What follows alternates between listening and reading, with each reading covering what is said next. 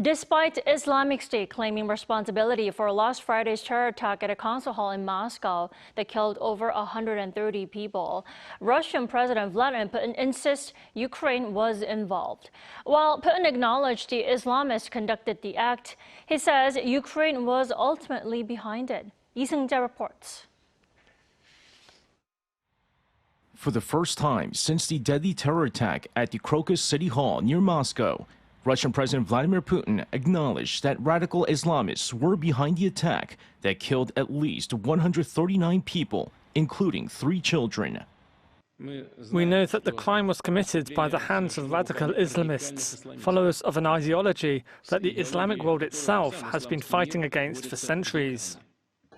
However, despite ISIS releasing a 90-second video claiming responsibility for the deadly terror attack, Putin insisted that Ukraine was ultimately behind the attack.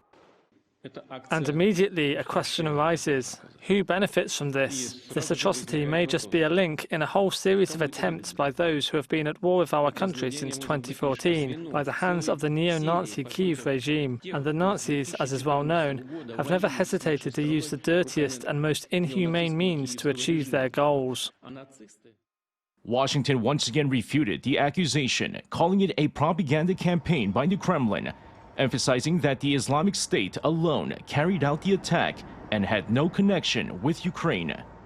France also contradicted Putin, saying that their intelligence indicate radical Islamists were behind the attack and not Ukraine.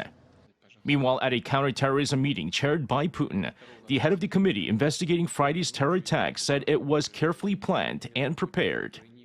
It also said that all 4 key suspects, all of whom were Tajikistan nationals, pleaded guilty in court and testified in detail about the instructions given to them before carrying out the deadly attack.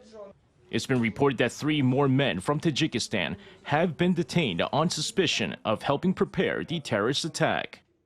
Seung-jae, Arirang News.